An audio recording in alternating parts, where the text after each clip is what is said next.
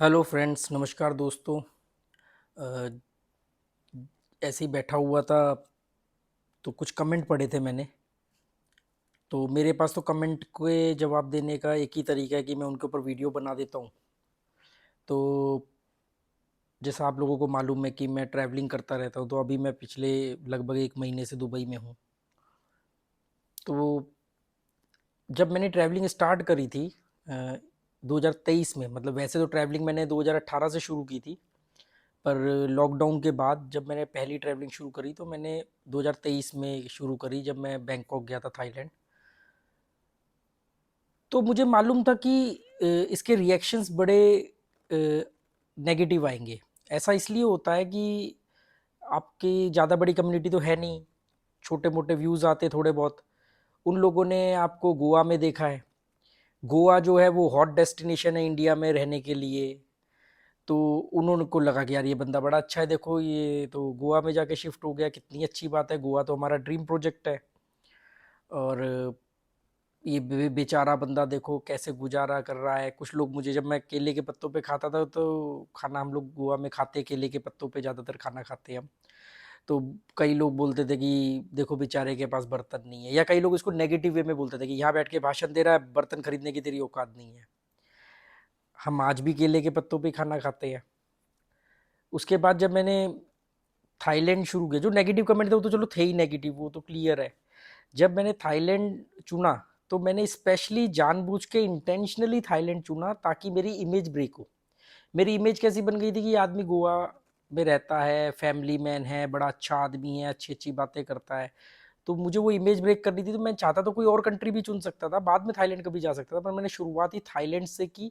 और मैंने उसको थाईलैंड नहीं बोला, मैंने कहा बैंकॉक लिखा मैंने थंबनेल वगैरह में, क्योंकि बैंकॉक थोड़ा और एक बदनाम मतलब मानते हैं हम लोग, इंडियंस जो होते हैं।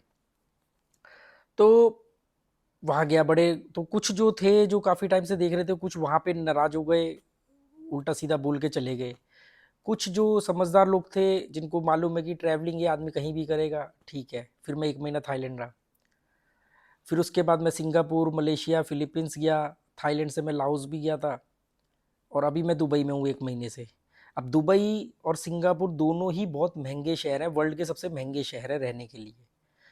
वहाँ भी मैं 1 महीना रहा लगभग, और यहाँ पर अभी मुझे 1 महीना हो चुका है, और अभी पता नहीं मैं कितने दिन और रहूँगा।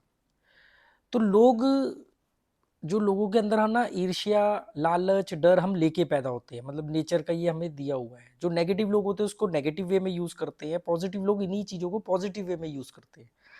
तो हुआ ऐसा कि अब कमेंट और ज़्यादा नेगेटिव आने लग गए। जैसे कोई बोलता है, अरे जुआरी जुए के पैसों से ऐश कर रहा है, परिवार का फ्यूचर क्या होगा। जिस आदमी को अपना फ्यूचर नहीं पता, वो मेरे परिवार के फ्यूचर की चिंता कर रहा है। और ये बात मेरे ऊपर भी लागू होती है कि मुझे अपना फ्यूचर नहीं मालूम, तो मैं अपने परिवार का फ्यूचर बनाने की औकात रखता हूँ। अगर रह गई बात फ्यूचर का मतलब बहुत सारा पैसा छोड़ जाना और प्रॉपर्टियां छोड़ जाना होता है, तो फिर उनकी काबिलियत का क्या मतलब रह जाएगा।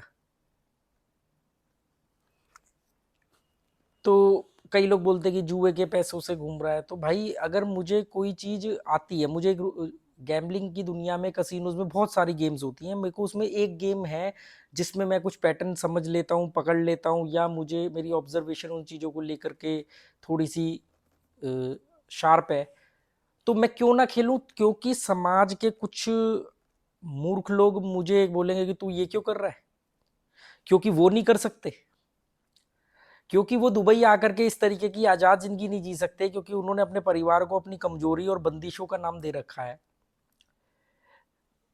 मेरा परिवार मेरे बगैर फ्री है, मेरा परिवार मुझे फ्रीडम देता है, मैं अपने परिवार को फ्रीडम देता हूँ। लोगों का एक ही सवाल है, परिवार के साथ क्यों नहीं घूमते हो। अरे, मैं कल अपने परिवार के साथ निकल गया घूमने, फिर क्या करेंगे, फिर इनकी बोलती बंद, फिर ये कुछ और ढूंढेंगे, फिर कुछ और ढूंढेंगे। अच्छा, परिवार के साथ गया है, जब अकेले जाता था तो 30 दिन रुकता था, परिवार के साथ तो 15 दिन रुका है, ऐसा क्यों, फिर ये बोलेंगे।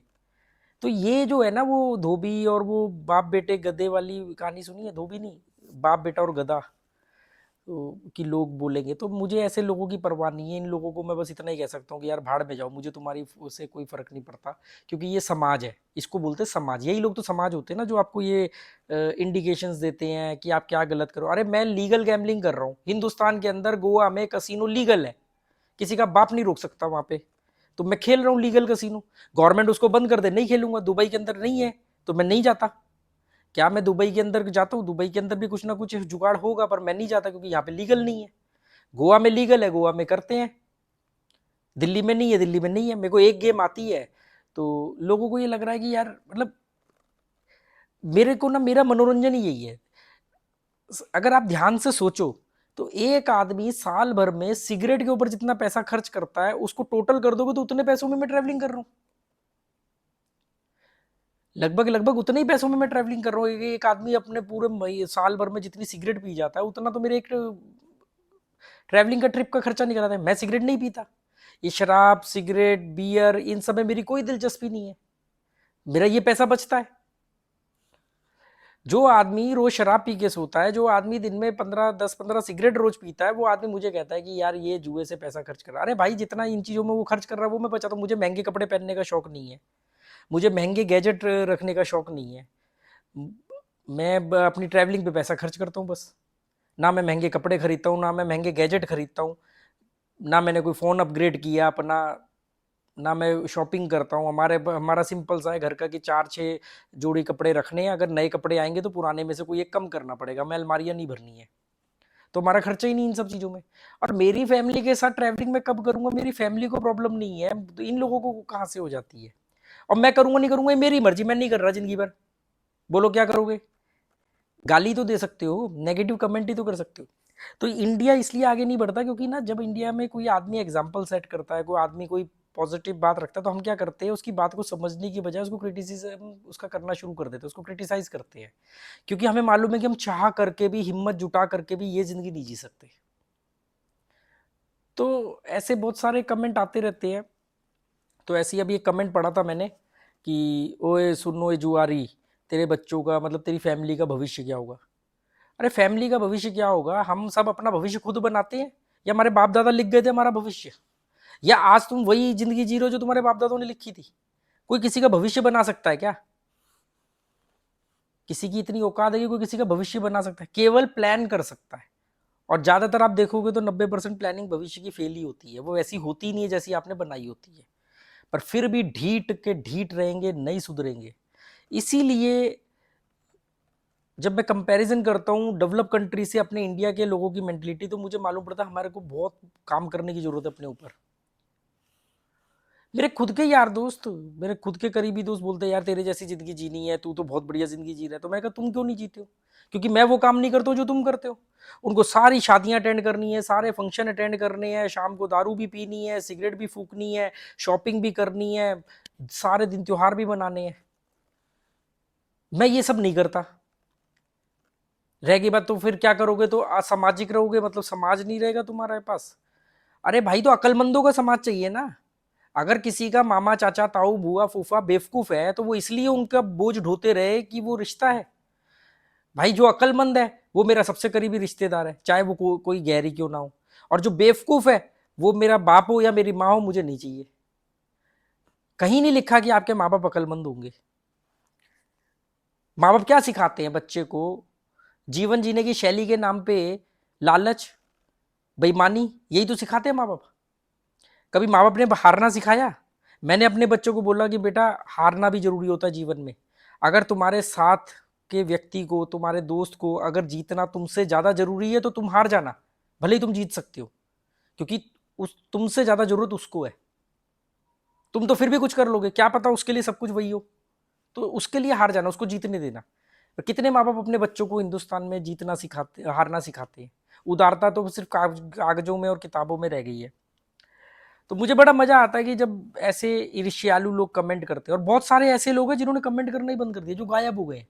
क्योंकि क्या हुआ कि वो लोग मुझसे मिल चुके हैं, या वो लोग इतने ज्यादा नेगेटिव नहीं है, तो उन्होंने क्या किया कि यार नेगेटिव कमेंट कर नहीं सकते, पॉजिटिव हमारे अंदर अब क्षमता नहीं रही करने की। तो वो लोग नहीं करते, गायब हो गए। ये होना ही था। मैंने अपनी वाइफ को आप देखो मेरी पुरानी साल भर पुरानी चाय पे चर्चा उठा करके, उसमें मैंने कई बार बोला, मैं कहा जिस दिन हमारा चैनल थोड़ा बड़ा बनेगा या हमारे पास कहीं से भी रेवेन्यू आएगा, मैंने इन्वेस्टमेंट की थी ना, मेरी इन्वेस्टमेंट मैच्योर हो रही है ना। आप खरीदते ना 13 रुपए में येस बैंक, मैंने मैंने खरीदे थे 13 रुपए में, आज वो बड़े हुए, बड़े मैंने उनको यूज किया। आप खरीदते ना 4 रुपए 5 रुपए में आइडिया का, मैंने खरीदा। तो ऐसे लोगों के कमेंट आते रहते हैं, मुझे भी जवाब देना पड़ता है, क्योंकि बहुत सारे लोग हैं जिनके मन में ये सवाल है पर वो कमेंट नहीं करते हैं, तो उनको जवाब मिल जाए। जिसने कमेंट किया वो तो सोचो कितना नेगेटिव होगा, कितना वेल्ला होगा कि वो टाइप भी कर रहा है। अगर मुझे कोई, मान लो मैं कोई वीडियो देख रहा हूँ, मुझे वो वीडियो समझ में नहीं आता, तो मेरे पास इतना टाइम नहीं है बॉस कि मैं उसको बोलूँ कि तूने ये गलत किया। मैं अपना टाइम नहीं बर्बाद कर सकता, क्योंकि मैं जानता नहीं उसको कौन है, कोई भी है, कुछ भी है, करता रहे। दुनिया में करोड़ों लोग हैं, गलतियां करते हैं, बेवकूफ़ भी करते हैं, तो हम क्या सबको बताते फिरेंगे? पर है लोग वेल्ले। इसमें लाइट पड़ रही, नहीं तो आपको पीछे बुर्ज खलीफा भी दिखता। ये रोड है, ये रीफ मॉल है, ये वाला। तो और क्या था, अभी कुछ दिनों में मेरा वीज़ा भी एक्सपायर हो जाएगा, देखेंगे ओवर स्टे होगा या क्या करेंगे, देखेंगे। लोग बोलते हैं आपका मनोरंजन क्या है, मगर मेरा मनोरंजन यही है कि लोग मेरे बारे में क्या सोच रहे होंगे, वो सोच करके मेरे को मज़ा आता है। मतलब मैं इमेज कॉन्शियस नहीं होगी वो मेरे बारे में क्या सोचेंगे। मुझे, जब मैं मतलब ये सोचता हूँ कि क्या कर रहे होंगे लोग, वो ये कह रहे होंगे यार ये, या तो ईर्ष्या के बारे में सोच रहे होंगे या मेरी तारीफ कर रहे होंगे। दोनों ही चीज़ों की अपने को जरूरत नहीं है, क्योंकि तारीफ भी डुबो दोगी और ईर्ष्या आपको नेगेटिव बनाएगी, तो दोनों ही चीज़ों की फर्क नहीं। तो यही मेरा मनोरंजन है। मैं, मेरा कोई मनोरंजन कोई वैसा कुछ है ही नहीं, क्योंकि जब मेरे को मालूम है कि मैंने थाईलैंड डाला कि मैं बैंकॉक जा रहा हूँ, तो मुझे मालूम था कि बहुत सारे सब्सक्राइबरों के नेगेटिव कमेंट आएंगे, लोग खिलाफ होंगे, तो वो आना था और वो आया, तो लगा कि हाँ आपकी कैलकुलेशन सही है। अभी दुबई में आप रह रहे हो 1 महीने से, और एक बहुत लग्जरी तो नहीं बोलूँगा, एक ठीक ठाक सी आप लाइफ जी रहे हो। मेरे लिए कितनी बड़ी बात है कि मैंने दुबई में आके स्विमिंग सीखी। तो ऐसे लोग सोचते रहते हैं।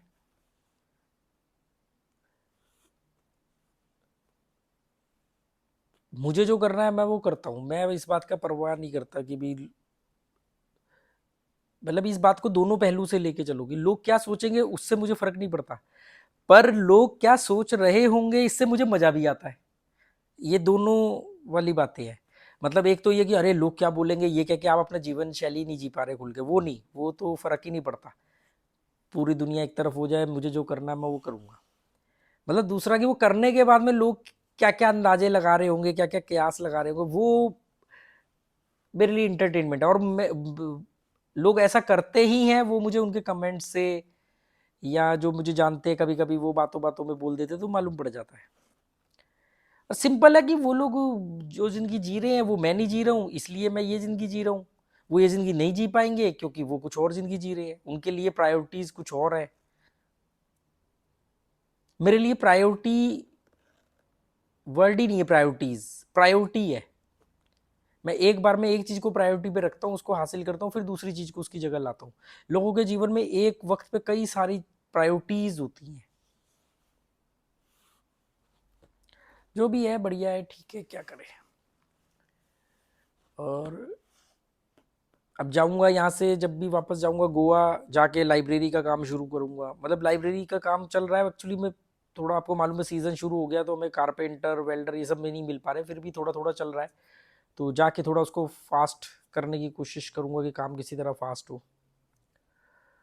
और कोई ऐसा कोई टारगेट नहीं है कि इतने दिन में बनाना ही बनाना है, कोई बस पहले ये था कि कोई आए तो उसके लिए बैठने की जगह होनी चाहिए ढंग से, वो ऑलमोस्ट हो चुकी है। तो चलो, ये तो ऐसी बेकार का वीडियो था, ऐसे ही बैठे बैठे वो एक कमेंट पड़ा, तो मैंने कहा चलो इसको जवाब वीडियो के रूप में देते, तो मैंने कहा ठीक है। Okay, goodbye, thank you.